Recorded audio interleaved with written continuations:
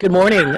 This is Lori Schmidt, the Wolf Curator, welcoming you to a Friday feature of a pack update. You've been watching Denali laying in kind of one of his favorite spots behind the log. If you are a Facebook follower, I believe Krista put a picture of, where's Denali, probably a little over a week ago when we had a lot of snow, and he kind of blends in pretty well. He's hot. It is 40 degrees here this morning, which people are probably saying 40 is hot. Yes, if you're a wolf in your full winter coat, he's panting, trying to cool himself off. Again, wolves don't have sweat glands like we do. They have sweat glands at their paws. They have evolved to have hair covering their body and not sweat glands. So that means the most effective way of cooling yourself is to pant and evaporate heat off of your tongue. So with that, I am going to also remind you that we have a Q&A format, so you can type in questions in the Q&A, and I will answer those as they come in. Leanne Martin, our assistant curator, is doing the closed caption today, so I will try to be respectful and speak a little bit slower. I am sharing a mic with a bunch of rowdy ravens, so please type in, let me know if you cannot hear me. I'm not going to play any other external video here, just the live feed from the exhibit. Again, I'll try to talk louder than the ravens. So first question in this morning. Oh, Big D's little sore today. They had beaver last night, which is why we have rowdy ravens, and which is why we have Denali full of beaver and would rather just sleep than walk. Anyway, so Shannon starts with a question. Is there an update since last Friday's webinar on the IWC reopening? And at this point, I believe the governor's order yesterday is that we will slowly have businesses come back online. It is my understanding that May 18th is the next target date set for the governor. I have not heard any other communication from the Wolf Center administration about opening, but at this point, I will continue to do these Friday webinars until further notice. So we'll hopefully get some direction and get a sense, but we will continue to do these Friday webinars until we are open. Charles asked, is there, in your years of caring for a fair number of wolves, have you noticed any trends and behavioral differences that can be attributed to each of the different subspecies? So Charles, I often think that question, is this a subspecies difference that I'm witnessing, or is this a socialization difference? Is this a gender difference? And I go back to what Dave Meach wrote an article, I believe it was called, the title was Canis lupus supus, basically meaning that the subspecies differences seem to be much more related to maybe adaptations of that subspecies in their geographic areas. For me, I think the behavioral differences I witness are far more related to the period of socialization. So when did we start working with the wolves? Did we accomplish our mission of reducing their fear avoidance? And so I'm going to just pan over.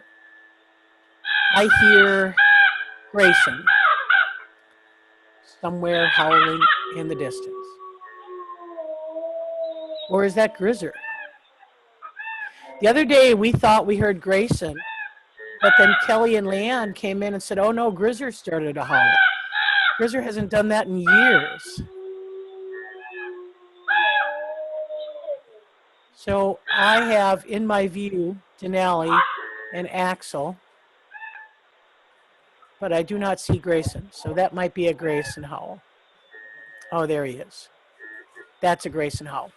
So today, Charles, I would say I believe in individual personalities, and that's one thing in the wildlife profession. We're always taught to think about the population and not the individual. But in captivity, I get a chance to see those personality traits. And for me, it's not about the subspecies. I think it's about the individual personality. And again, that can be influenced by when we raise them, that type of thing.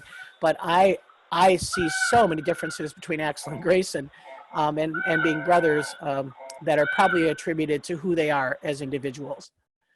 So Tony says, our Arctic wolf is really the least threatened gray wolf subspecies. Where there's a video on YouTube where a pack of Arctic wolves approach construction workers. Least threatened from the standpoint of protection. Again, it's hard to assess that because the Canadian government has different trapping procedures or hunting procedures. And even here in the US, we have different states with different procedures. So I would say probably yes, out of those subspecies, they have the least amount of protection from the standpoint of harvest.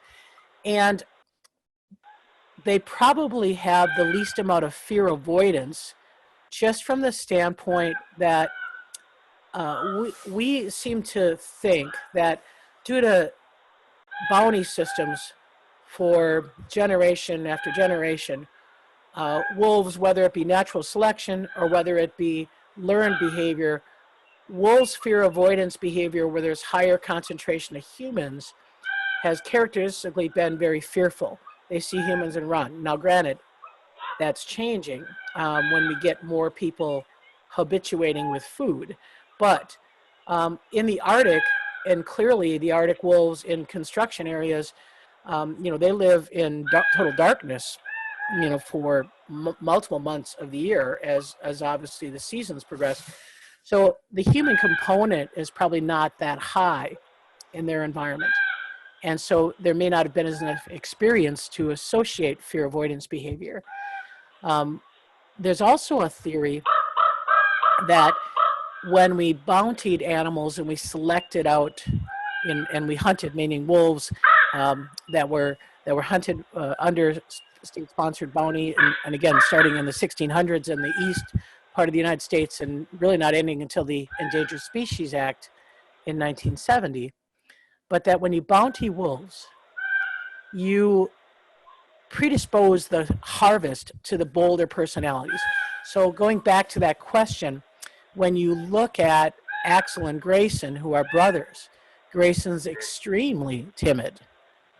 Axel's extremely outgoing.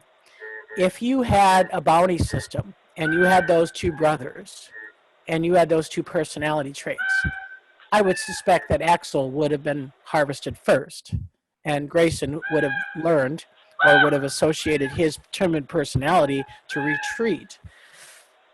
If you do that generation after generation, you may perpetuate a timid genetic profile and eliminate the more probably dominant, and I don't even want to say dominant because Axel's not necessarily dominant, Axel's just high energy, but the more less fearful or more inquisitive, I would say probably the best terminology. So that's the best way that we have to kind of address that. So Shannon asks, why would grizzlies start the howls after years of not doing so? Do you think maybe the exposure through the gate is helping him to feel more connected to the pack and starts howling instead of just solo howling? I honestly, again, Shannon, without a lot more data, I would say just again, correlation does not mean causation, but the behavior was correlated with the pattern of us starting to open up this gate and allowing Grizzer to have face-to-face contact. So you can see him there right now. That's when it started. So the other thing, he probably didn't have as much of a need when Luna and Aiden were alive. And so we have some timing of Luna's passing just last November. He's isolated for a period of time. And then we start letting him have greetings through the fence, bringing the boys in, bringing the younger wolves into the pack holding area. And then we got so much snow that it was risky to let the boys in because there were banks that literally they could have jumped on and been on the roof. And so one of the things that we tried to do this winter is we had to build more kind of protective areas so they couldn't scale a fence. And that's kind of what you see in the background there. Not only does that help the snow issue, but it helps the fence security. So we did that work. We're now ready to start letting the boys back in, but this actually works much better because then they're not ramped up. Well, a little bit of ramp up there. Grayson's doing a little stock, and but it doesn't phase Grizzer at all. So there may be just something about that, something triggered in his brain that he's back in the pack in the absence of Luna and Aiden. So that's the best that we can interpret. So Lori asked, who is your favorite wolf? One thing that we always try to say is that we really don't try to have favorites. And every time we say that, we always know that there's a little smirk on our face, because in our mind we know that we have individuals who need our attention more, individuals that keep me up at night, that are concerning for me. So let me just put it this way. Grizzer is my favorite old timer. Denali is my favorite tenacity wolf, meaning putting up with more than he can bargain for. Axel is my favorite excitable boy. Grayson is my favorite bark howler. And Bolts is my favorite animated facial expressions. Every wolf has their skill set, just like every wolf care person has their skill set. Every wolf has their skill set. And we care for them equally. That's our responsibility. That's our ethics. And so everybody, again, hopefully gets the attention that they need. We focus on a few more, like Grayson needs a little bit more attention this morning. Leanne and Kelly went in to rake, and I tried to go in and try to greet. And Axel was dominating my time, and that's hard for Grayson. They had a little bit of stress yesterday because we had a contractor here putting up cameras for the new explore.org, so there was a little bit of stress yesterday that causes Grayson anxiety. We tried to give him a little more attention. Didn't work out that way. So that's my best diplomatic response to favorites. So Axel's doing a little bit of posturing against Grizzer. I'm going to just go to Grizzer's side. I'm going to see his expression here. So I am just going to turn the camera over and see what he thinks about Axel's posturing. Now, Grizzer is no stranger to posturing. As a matter of fact, on Tuesday night, it's his 16th birthday. And we're going to merge a webinar because we're doing so many webinars now. We're going to merge the birthday boys. So Axel and Grayson will be 2 on Saturday. Sorry, 4 on Saturday, May 2nd. And Grizzer will be 16. So we're going to have one birthday celebration on Grizzer's birthday. And we're going to feed the pack a deer. I think someone last week asked me, can we watch a deer being fed? So I figured we'll do that. And then Grizzer, for the first time in years, since he's been living with Luna, he's going to get a deer leg again. He hasn't been getting deer legs. He couldn't have them with Luna because Luna would just obsess about them. And he didn't have them for a while because of his tooth issue. So now that he's feeling better about his tooth, we are going to give him that opportunity to have that deer leg on his birthday. So that'll be the birthday treat on Tuesday night on Cinco de Mayo, May 5th. So as I said, Grizzer, he's not fazed at all by Axel's posturing. Grizzer had years worth of posturing over Malik. Grizzer was the reason Malik got retired. Grizzer and Denali had their fair share of posturing. So I see no reason why he couldn't, through the fence, just deal with Axel. So, Greta, welcome, Greta, from Norway. Miss talking to you guys on a regular basis. Do you know how numerous each subspecies is? I don't know off the top of my head. I have some figures. I believe Minnesota Nubilis subspecies here just came out with 2,600, and that would be the Minnesota, Michigan, Wisconsin population. I can find that out for you, Greta. I don't want to misquote numbers, but I thought at one time the Arctic subspecies, they estimated about 1,200, but obviously census is huge, in the Canadian Arctic. You don't have, Dave Meach for a while did a study with some GPS collars and had some interesting data, but not a lot of research going on in that climate to really get identified population estimates. But I'll certainly find a resource for you to be able to look at that. So Charles asked, does each wolf have a favorite spot in the enclosure? And do any of them have conflict or a resting basking spot? I'd say that the spots that are probably most utilized are in the really cold 30 or 40 below weather when we have cover hay and there's the angle of the sun is impacted by the building, or there's only certain spots where the sun is present. And so the top of the pump housing, and so I'll just pan over for a bit so you can see the pump housing. Again, we do run a UV filter system in our pond. And so this pond is waiting to drain. It's waiting for the snow to melt. It will have ice underground for probably another 3 weeks yet, depending upon how much rain we get to take the frost out of the ground. Inside this concrete housing where all these rocks are is an electrical box. We install a UV filter that circulates the water from this pond through the UV filter. And UV filter kills bacteria, it kills algae, and so that's why we use the UV. And that raven could stop anytime. So the UV filter will filter the water. It pumps back up the pond, and then it comes out of an upper pond and flows back down. So it's a circulating pump system. This area is probably the premier resting spot in the wintertime. And there is some competition, and it's really related to social alliances. So Denali, obviously, because he's older, he gets the premier spots. Axel has no problem laying with Denali. Denali doesn't care about Axel sleeping with him, so they'll often be together.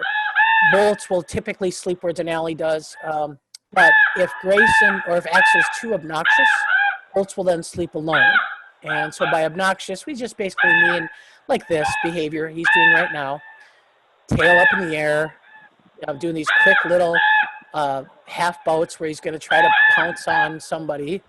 And in this case, it's Denali. He's trying to do a little bit of invite chase. And invite chase basically means he jumps, kind of goes down on his forelegs, and he jumps up and he tries to posture. Denali does a foreleg stab, just kind of poking him, just to push him away a little bit, provide a little bit of social distance, and then goes about his business. So Axel moves over and does the same thing to Grayson. That's probably what you're hearing on the camera. If at times you're hearing some dominance and it's nobody's around, on view, it's probably these two. Grayson's just really not taking Axel's posturing as well as Denali is. Denali kind of takes it in stride, does a little bit of social engagement, wags his tail.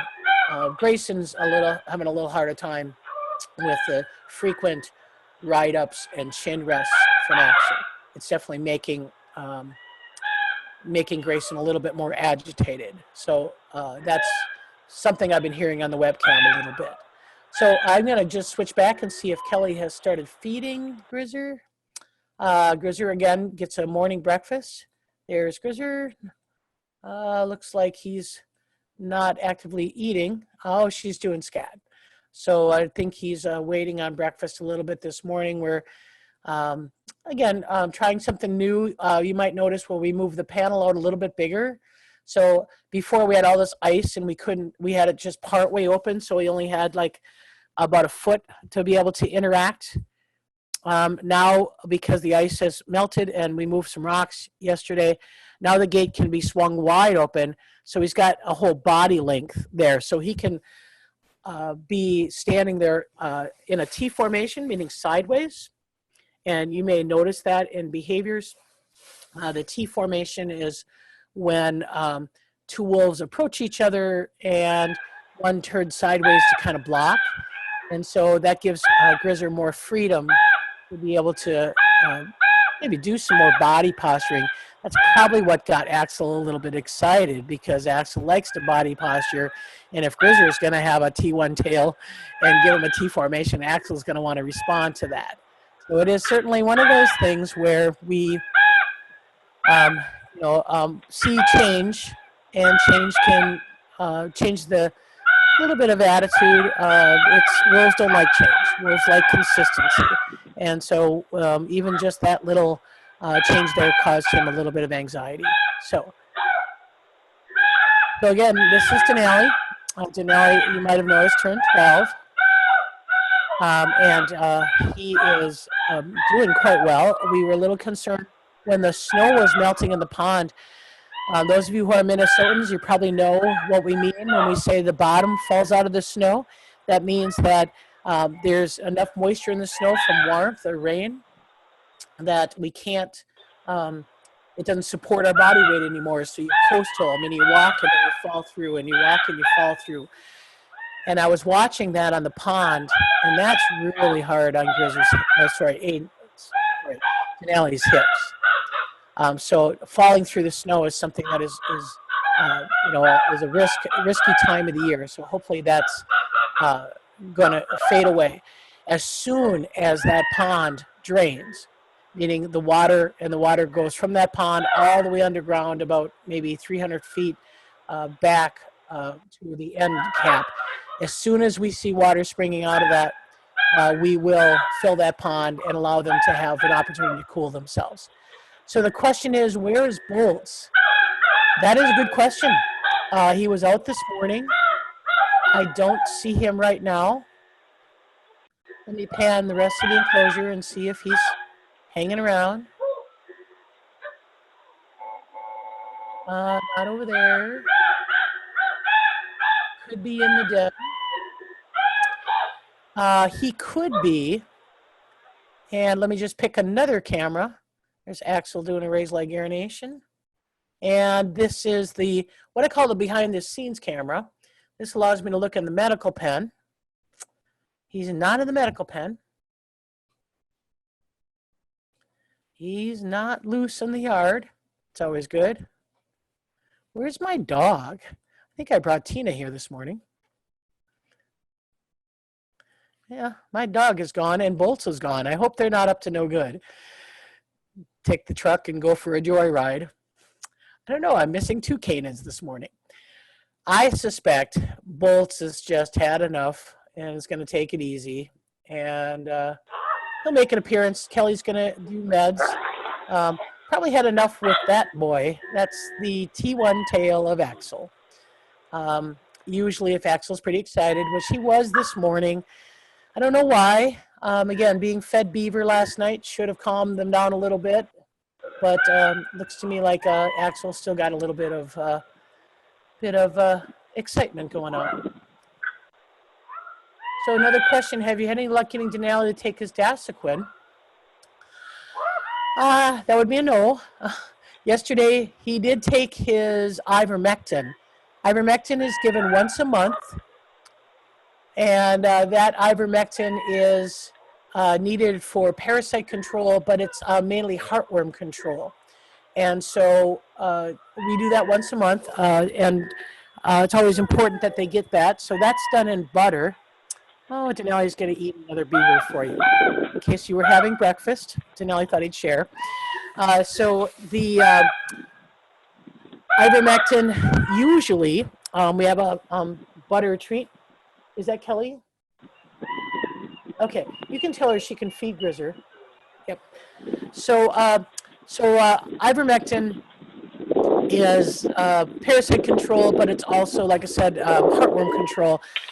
Because we don't draw blood on these wolves, typically when you do heartworm, they say, you should have a blood draw before starting any heartworm treatment, because if they do have heartworm and you treat them and you kill the heartworm, you can cause, obviously, concern, you can cause death. If the worms are killed and then block arteries, you have issues. So because we don't do blood draws annually, we do ivermectin 12 months out of the year. And so we do a special treatment of a butter ball with a little kibble inside ivermectin as liquid to absorb it and make this little butter ball. Thanks to Jess Edberg for giving us the kibble advice to absorb the liquid so that they eat it. And so we're just happy that he took his ivermectin. If he starts losing heartworm control, we'd have some real serious issues. So we went back to grinding his meds and hopefully having smaller pieces. I mean, he has no ability. I mean, it's not a can't chew issue. Obviously, as he bites into a beaver tail here, he has no teeth issues.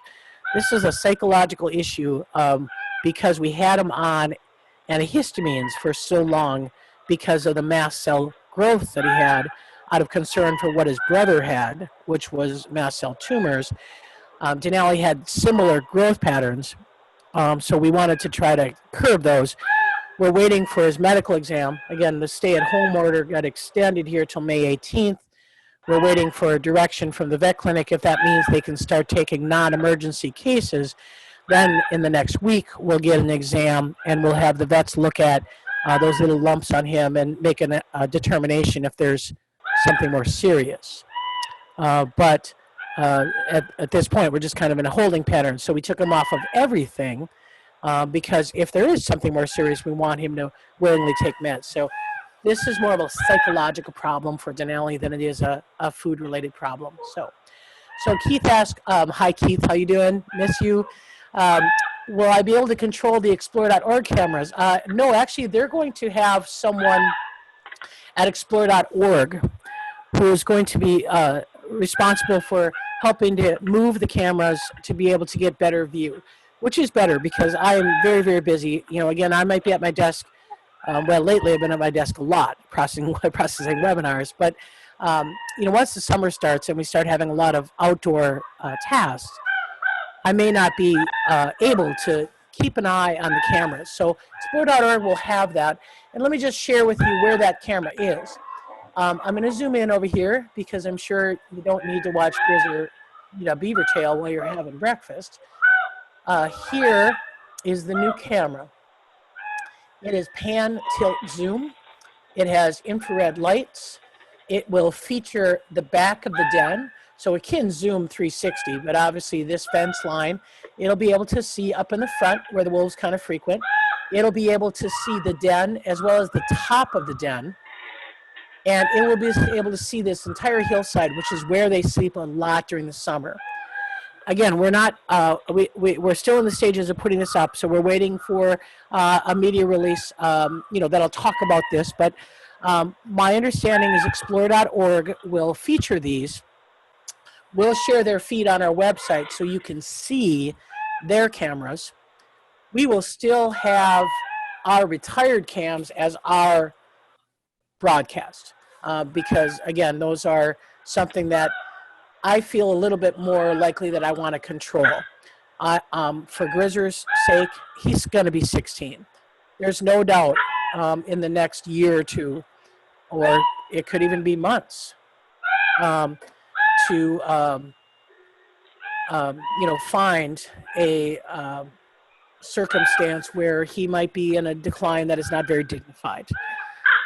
We certainly don't want to broadcast that. So we will continue to control the retired cams just out of respect for our older animals and out of the dignity I feel they deserve and what is broadcast on the web. The exhibit pack, again, we know that there could be tension this winter. So we always want to make sure that whoever's watching our cameras also doesn't just watch our cameras for entertainment, but watches our cameras for education and will join us for webinars as we talk about what are some of the issues.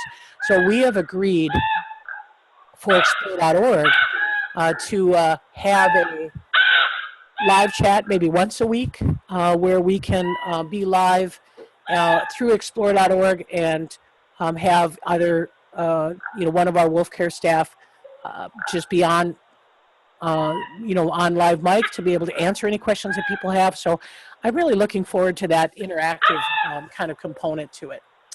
So Diana asks, and right now, just so you're, if you're joining in, you're watching beaver being consumed by Denali. Grayson looking like he's going to stalk Grizzer or Ravens. I don't want to pan over to see. Notice how Denali's laying in the snow. Again, older animal. I think older animals sometimes get hot a little bit faster. And we won't go into hormones, but I think there's always thermoregulatory issues. Younger animals seem to be able to handle ambient temperatures much better than older animals. And so Denali's just hanging out, having last night's dinner. Diana asked, over the last few months, I've noticed a few times when Axel is doing write-ups and Denali being overtly obnoxious. Grayson goes in and chin rests on Axel, like he's trying to calm him down. The chin rest often works, at least temporarily. Excellent observation. Yes, and I always debate with myself, is Grayson protecting Denali to calm him down so that Axel stops jumping on him? Or is Grayson trying to get a little bit of calmness and leadership in the pack? Because certainly there's not a lot of love lost between those two, Denali and Grayson. I would say if you ask Grayson the question, who's your favorite wolf, Denali wouldn't even make the top 20. So the reality is, I think that sometimes when he's trying to control that is maybe just an idea of trying to control the energy.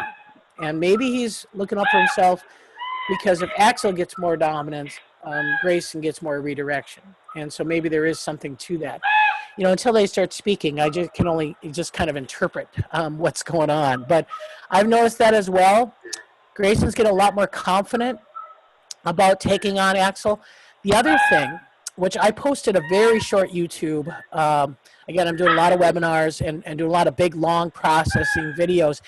But I do like to keep the shorties up there, shorter videos, under 3 minutes, for people who don't have a lot of time to watch. And I clipped some surveillance video after Denali's birthday party on the 27th, on Monday night. And it was really cool because I was here by myself. I was just watching the cameras.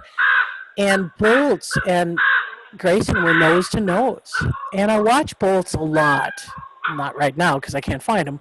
But I do watch Bolts. And there's a lot of times he's with Grayson.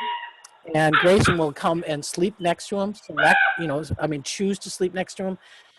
And Bolts doesn't bother him if Grayson's behind him. So I really got to wonder if Denali's retired. If Grayson and Bolts aren't going to form an alliance that's going to be more supportive of each other and less supportive of Axel. So every individual wolf has a role in this pack, and they play that role, again, based on the associations of the current structure. That's why it's a little bit, again, it's always, this is a whole, there's many, many things. Obviously, the loss of life and the loss of economics, the loss of caring for our loved ones during this time is just such a difficult time for everyone. So I don't want to say, the fact that we didn't get pups, and make it seem like that's a overriding thing, given all that's going on in the world. But for me, it is an impact because it is an important, it would have been an important thing from the standpoint of timing and the standpoint of focus of this pack. And so it's certainly something that I'm going to be charged with the task of keeping this pack healthy, keeping this pack mentally healthy, and try to overcome what might just be the nature of the business. Older animals weakening, becoming a focus for wolves that don't have a dominant pair to create some leadership.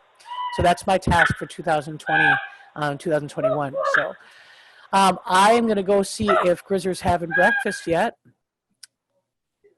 He did. Oh, Grizzer ate already. That's okay. No problem. So did he come up and greet you, Kelly? Okay, good. So Kelly, why don't you go ahead and you can start meds on the exhibit pack. And so what's going to happen is when Kelly, Leanne's going to have to stop closed captioning for a second because we don't want just one Wolf Care staff giving meds because of competition. So Violet, was watching, and she was using closed captioning. So I will we'll get back to it as soon as the meds are done. But let me answer a couple more questions. Then we'll probably see bolts come in the mix. Susan asked, have you tried ivermectin and Dasquin in a soft chew form?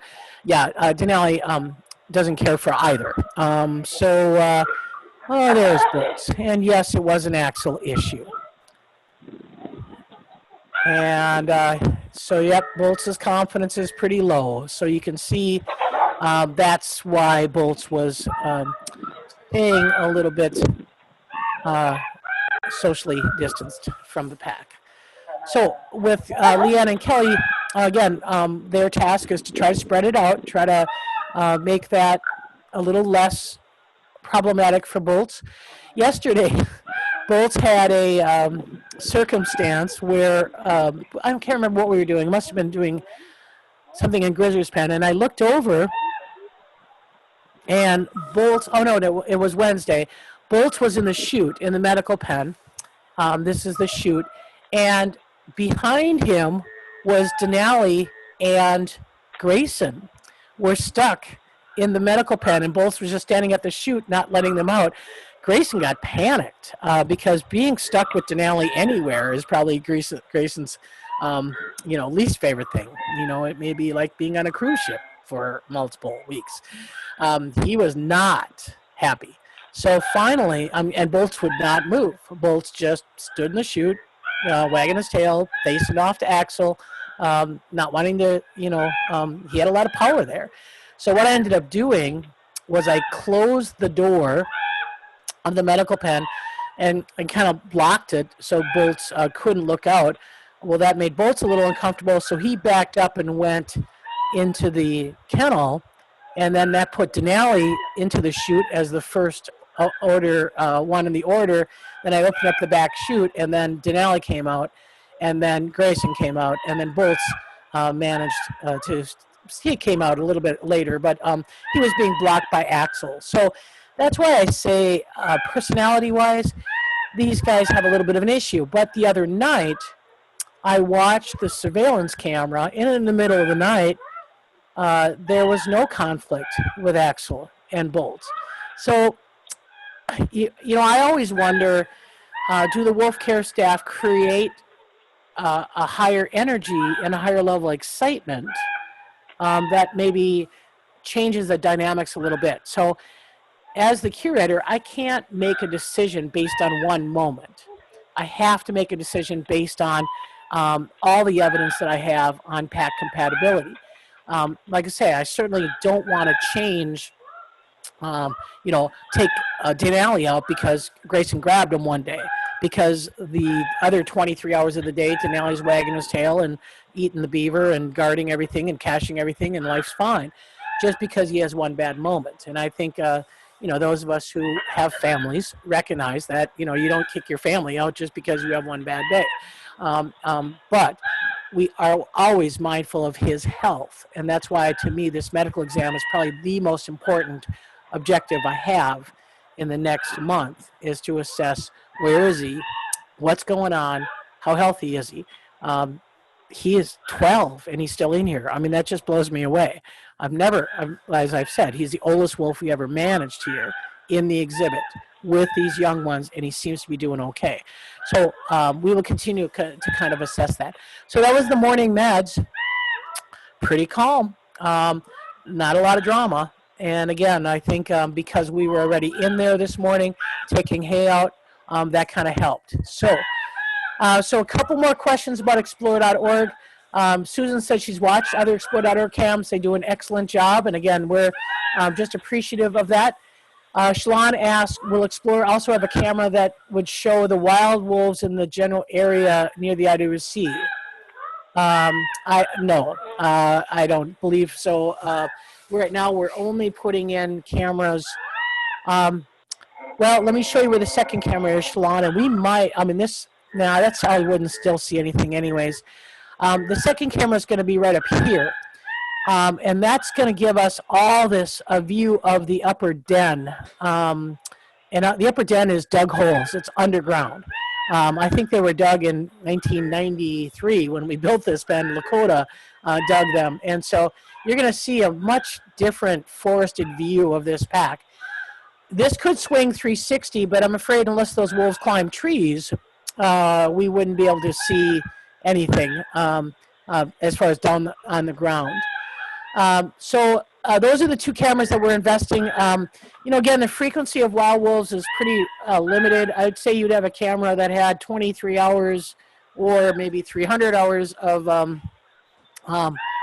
a visual of nothing, and then maybe one or two views of wolves. Plus, the other thing is wolves tend to get a little bit probably. It's hard to say. Oh, there's that nasty, nasty grab bite from Grayson. Anyways, so I guess so. No, I think our only plan right now is just for those two. So Grayson's issue again, taking advantage of Denali, and so we're trying to figure that out. We thought it was kind of based on food competition, which might have been the meds. We've been feeding Grayson more frequently. Yesterday, I think he had 2.5 pounds of chicken, as well as some beef. We're going to try to continue to feed that. So last night there was beaver. Chances are there was probably Denali driving him off of food last night. I haven't had a chance to look at the surveillance cameras from last night yet this morning, but someone did email, Walter emailed me and said that he heard an interesting bark and some yelping at around 5:30 this morning. Denali is hard on Grayson and a lot of times doesn't let him have food. The end result is, boy, when you get a chance, do a grab bite on Denali. So I'm trying to correlate that with timing of large carcass feeding, and can I circumvent it by having more frequent, smaller feedings for them. Obviously, stimuli is very, very important. So we've got a deer hide that's thawing. We're going to try to, get a little more active things for posturing. There's Denali chasing Grayson. These seem to be kind of little dynamics that have got to work out. And so it may be a redirection of stress from yesterday, because we did have different things going on yesterday with camera installation. So there's a lot of unknowns. And right now, like I said, my task is to get out there and to do wolf care and to try to divert some attention here. That's going to be pretty important. So Charles asked, out of the many other animals that enter the wolves' enclosures, how many of them end up in the wolf's stomach? Well, we do believe that we probably have the smartest red squirrels on the face of the planet, because we've had wolves here for 30 years, 31 years, and again, natural selection would mean that probably the red squirrels that were not all that keen and situationally aware probably were consumed and reproduced very smart red squirrels. So I'd say we're seeing less and less. I do believe yesterday or last night, or maybe it was early this morning, I scanned Walter's email. Sorry, Walter, if you're watching, I kind of scanned it before I got into wolf care. There was a stalking incident of a raven. I would say the ravens are more frequently killed in this enclosure, but usually not consumed. This is more or less just kind of had enough with the annoyance. And the ravens don't just take the food. Ravens will take hair out of the wolves' tails to build nest materials. So there's something about to be said about raven activity that kind of pushes the limit of social behavior. So with that, I can't think of anything else. Oh, snowshoe hare. Yes, snowshoe hare get in on a frequent basis, and we pick up rabbits' feet. Not so much in this exhibit, but in retirement, especially when Luna was alive, we did have several snowshoe hare kills a winter. And we do see snowshoe hare on the cameras. So I'd say if we had an outdoor camera that was mounted low enough to pick up activity, it would probably be snowshoe hare. And we do see them in this wolf yard. So this camera right here, we call it the behind the scenes camera. This is where people come when they have a behind the scenes. And Kelly, is Tina out there? She is. Where is she? She was over to land by Grizzers. Oh, she's by Grizzers. Okay. So my dog Tina is here today. It was interesting that Tina, when Tina got here, where is she? She's found on the gate. Oh, she's along the gate. When Tina got here this morning, actually, there was quite a bit of ruckus when I got here. And Tina went over, I mean, literally just stands over there. And the boys calmed down. Tina helped raise Axel and Grayson. And if you watch their webinar on the 5th, again, we're going to do it on Grizzly's birthday, but on Tuesday night at 6 o'clock, we're going to feature combine the youngest and the oldest birthdays here with Axel and Grayson turning 4 on Saturday and Grizzly turning 16 on Tuesday. The first clip I have is of Axel and Grayson meeting Tina. So when she comes here and they're doing a little of this ruckus, kind of chasing around, she'll come over to the fence, and there's sometimes she'll bark at him. And so I think that that can help stabilize things a little bit. So she's here with me today. She's still having a little anxiety about the building. Again, negative conditioning. Let me see if I can find her. What I love about these pan tilt zoom cameras is you can pan, you can tilt, and okay, so she's right over here. All right. There she is. That's my girl, Tina. So that is the dog who helped be the calming effect for the pack for Axel and Grayson when they were younger, and makes for her presence on site to help us actually kind of manage things. So any thoughts on why Denali might not do grab bites on Grayson and initially initiated since Grayson does somewhat frequently? Yeah, I would say you're just not seeing the grab bites Denali does and did. Boy, when he was a pup, when Grayson was a pup, Denali would kind of grab at him and poke him and things. So right now, I think Denali's just not fast enough to reciprocate. He chases them. But he doesn't necessarily do the same kind of grab bites. So Christine asked, what's the craziest thing you've seen the wolves or wolf do that when you think of it can't help but chuckle? I would say, can't remember now, was it Lakota? Yeah, well, there's two things Lakota used to do. She used to check every time we went out of a gate to make sure we clipped the gate. So it always brought me a chuckle to think that it's like having a supervisor who doesn't trust that you say, yep, I locked the gate, and she would go and check it. But Lakota, when she was alone as a retired wolf in 2008, when Aiden and Denali were pups, you know, she was displaced because the pups had to have her space. So, and she was old. She was 15. We let her just run around, let her come in the lab, let her hang out. Wolf Care staff was here 24 hours a day because we were raising pups. So we just let her cruise around the neighborhood and let her come and go as she pleased. And she had a larceny list, and I still have it here on my desk somewhere. I saw it the other day. She used to steal stuff from the lab and then run back to the retirement enclosure with it. And you know, of course, Wolf Care staff, we're talking like wallets, mouse pads, blocks of cheese, you know, whatever was on the counter, you name it, she would take it. And then Wolf Care would run back and, you know, get it and chase her. And, you know, when she was younger, I mean, that's what wolves do. They invite chase. They play ball, they run, they chase, they grab something, toss it in the air, and somebody chases them. So Lakota was essentially using us as her pack mates to chase her. So that's pretty amazing. That raven intentionally did a dive there on Bolts. Sorry about that, Bolts. It's bad enough you got issues and that you don't have to have ravens. That was I don't know if you caught that. That was not just casual. So anyways, so we're going to kind of wrap up here.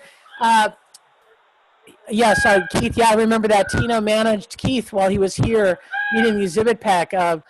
Tina does teach humans the rules as well, what's acceptable, what's not, and what is acceptable to Tina is humans need to pet her at all times. So both a little bit calmer, tail still down kind of low. Yes, Tony, Tina is a dog from the rescue, so I don't know her history, but she looks a lot like an Australian Shepherd. She likes to herd things. And I assume that somewhere in their DNA, that comes from those cattle dogs. So that's why she works so well with wolves. Keep them in order. That's her role here. So I'm going to wrap up with a couple of last question here. Someone saw Luna catch and kill a mouse in the enclosure by the rocks next to the window, but not eat it. The next day, during introduction of the pups, Grayson found it and ate it. Yeah, I see a lot of rodent killing, and even small bird killing where they don't consume it.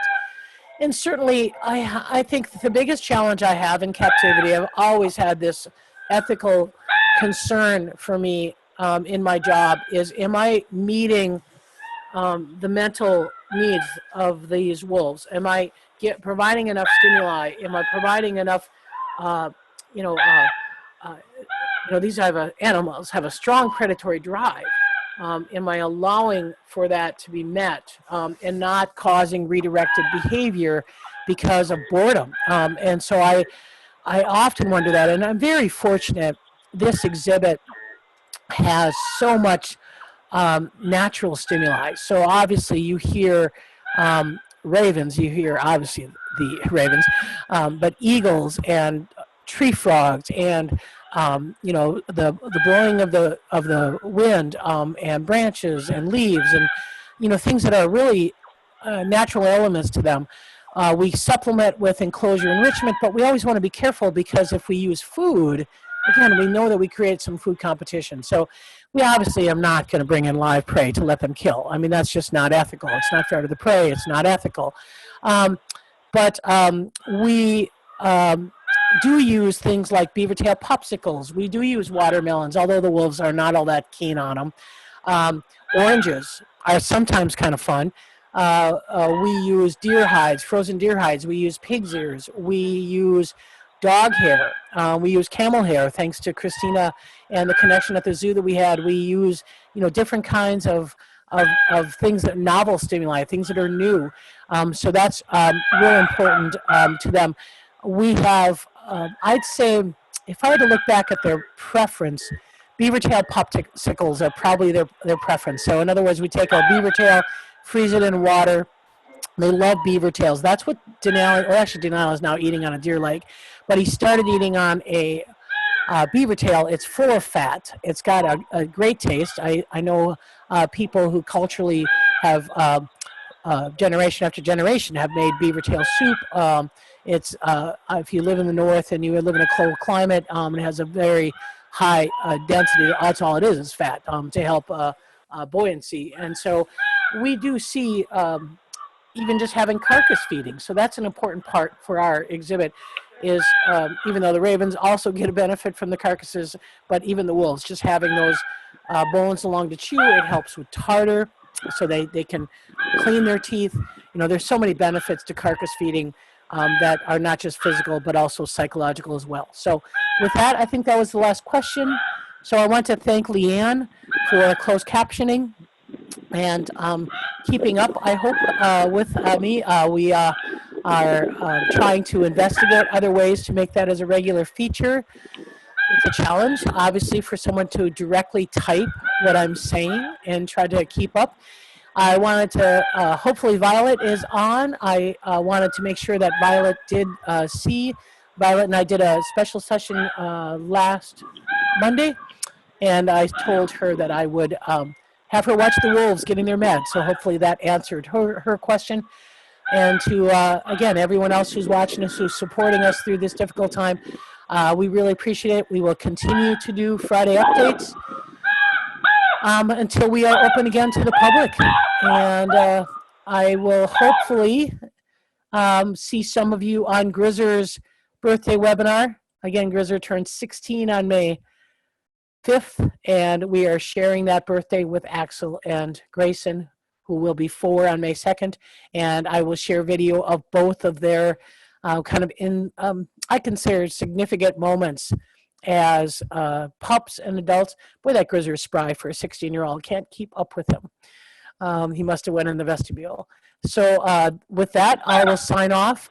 And this again is Axel. And you can't blame Axel. I think it's really important for me that I don't want people saying, oh, Axel's bad or Grayson's bad.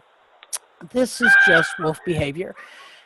these are the kind of things. And again, I think Deb Cook had sent me some video clips from wild wolves in her area that were on that she was able to film. And this is what wolves do. They look at opportunities. They're opportunistic carnivores, and if those opportunities are for rank increase, even though in the wild, you have parents who are reproducing offspring, and those offspring are the pack. We hope that having parents means that they're respected more in a pack in the wild. And that's why, again, the loss of having the pups come in mean we don't have a dominant pair for another year. And I think if we look back on our history, even though we didn't reproduce wolves here, we had dominant pairs who came into that role because of our introduction, but seemed to serve that purpose of being pair-bonded adults who controlled some of that anxious, young, exuberant energy of those wolves that are testing and testing and testing and looking for rank. So it's wolf behavior. It's not good, it's not bad, it's just wolf behavior. And our job is to educate about wolf behavior and have people understand it. Again, that's what I hope that we're trying to accomplish here. So thanks for watching. Again, Shannon, I'm glad you were able to get on. We appreciate being here. For me, it's 5 days a week, so I get probably the most time from the standpoint of watching the wolves, but then again, surveillance has done a tremendous amount of capturing what goes on when I'm not here. And Kelly and Leanne are here 4 days a week, so we have this place covered and making sure that life as we know it does not change significantly for these ambassadors to the wild. So with that said, Axel's going to leave us with a raised leg urination. Thanks for watching.